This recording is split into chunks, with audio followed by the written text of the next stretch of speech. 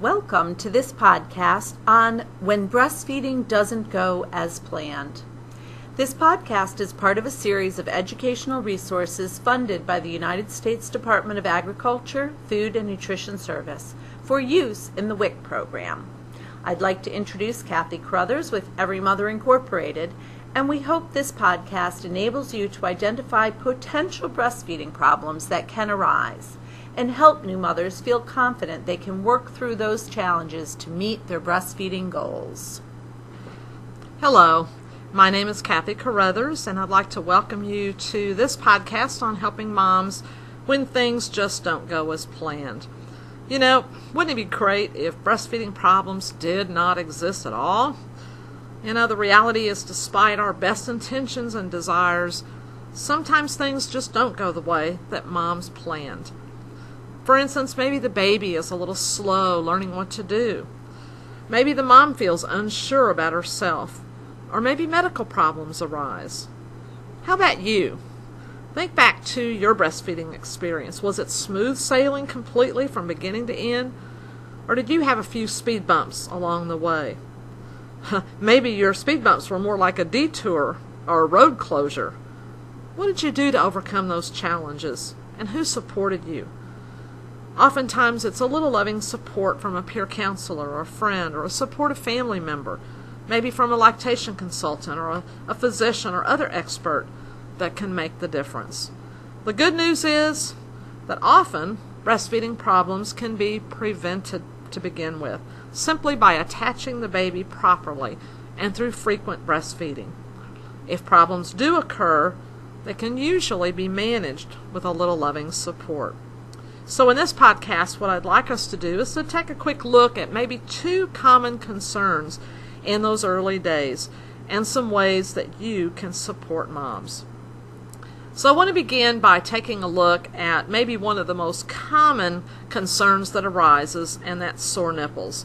I think the reality is that research shows that many mothers leave the hospital with sore nipples. Now, that doesn't mean that sore nipples are normal, but it is very common. Mild discomfort in the early days is pretty common. But you know what? If that tenderness is still continuing, that's not normal. If a mom says her toes are curling every time she breastfeeds, it's time to get an expert in to take a look and see what's going on. Pain is actually your body's signal telling you something is not working right. And moms with sore nipples need quick relief, or they're going to stop breastfeeding soon. Nobody wants to put up with pain for very long. Now, often the cause of sore nipples is simply the baby is not positioned or latched on properly. If the baby is just sucking on the mom's nipple, well, he's not breastfeeding, he's actually nipple feeding. And ouch, that's very painful. Sometimes babies don't open their mouths very wide to take in that dark area behind the nipple. Or maybe the baby has been given other nipples, such as bottle nipples or pacifiers. These require a baby to suck totally different, and that can cause pain to the mother because that nipple tissue wasn't designed to take that kind of stress. There are also some other things that can cause pain. Maybe the mom is using perfumes or lotions, or her nursing pads have perhaps become wet and have irritated her skin. I think no matter what the cause is, moms need to hear this will get better, and it can get better. Your affirmation is going to make the difference. I like to use the affirmations such as this: I can see you are really hurting. What a great mom you are to breastfeed, even though it's this painful. You must really love your baby a lot. And then I like to quickly give her some solutions that will give her some quick relief. Now, if you have not been through the podcast on helping baby attach properly, or the power of skin-to-skin contact, you might want to take a look at each of those, because that'll give you some suggestions of some solutions you can offer to moms to help her to breastfeed. Often just getting the baby in the right position will bring immediate relief from the pain.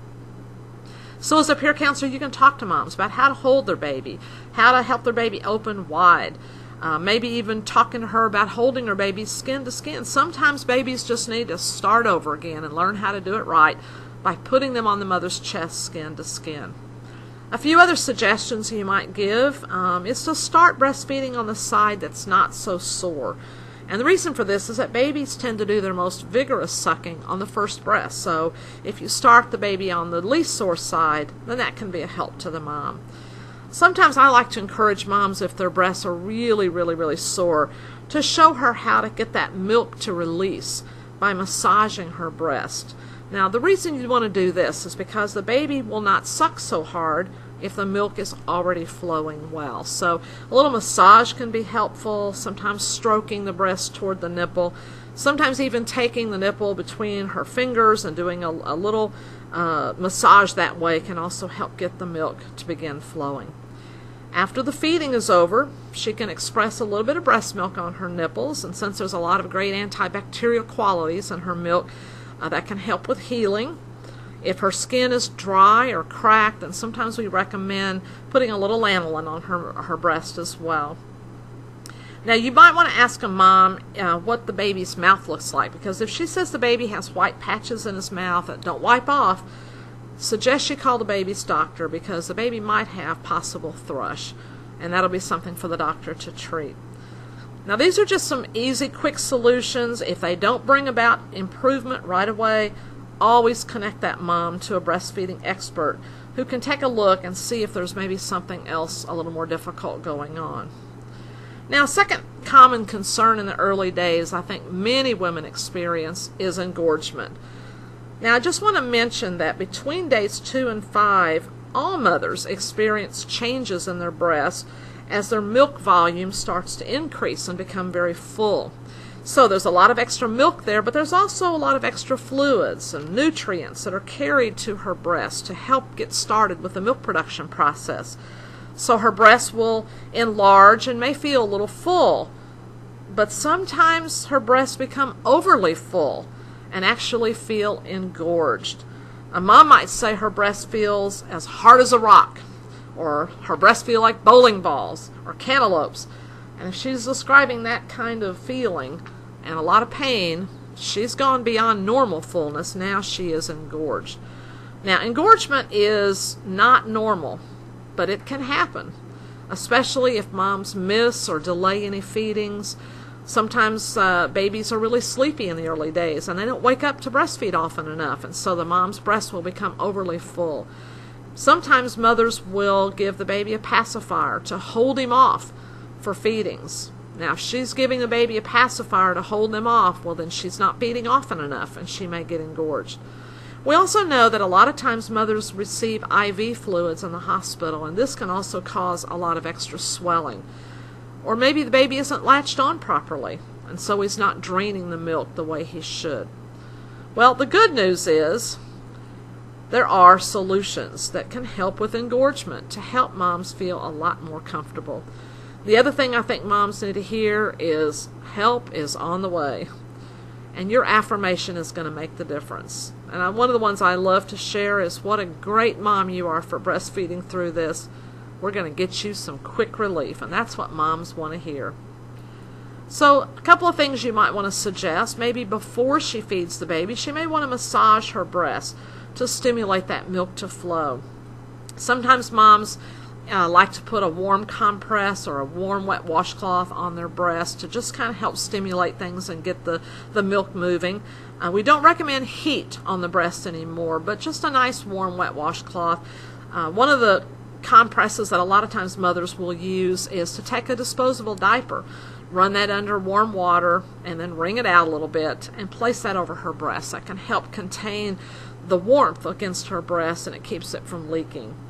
You know, I remember with my children when I felt overly full, I loved to just stand in the shower and let that nice warm water flow over me. It helped the milk to start flowing, and then I could hand express right there in the shower. Just get some of that milk out, and what that did was it softened up that very hard breast. When I came out of the shower, the milk was flowing, and I am ready to feed this baby. And the baby's going to take care of the rest. If you want to learn a little bit more about hand expression, I might invite you to visit a website at stanford.edu. There's some great video clips here at this website that actually show you how hand expression works. There's some great videos on latch and also some videos on maximizing milk production. So I encourage you to take a look at this website and learn just a little bit more. After the feeding, moms can continue to hand express or maybe to pump enough milk to feel comfortable, just enough to feel comfortable. And this is especially true if the baby only nursed on one side. She may be very full on the other side. After she's through hand expressing, and here's a little picture that shows a mom doing a little bit of hand expression over a little cup. Afterwards, she can put a little ice pack on her breast, and that'll help relieve some of the swelling between feedings. She can also talk to her doctor about whether it's okay to take any anti-inflammatory medications. Now, if your suggestions don't bring about some immediate relief within the first 24 hours and even sooner, you want to always be sure to call your breastfeeding expert to make sure there isn't something else going on.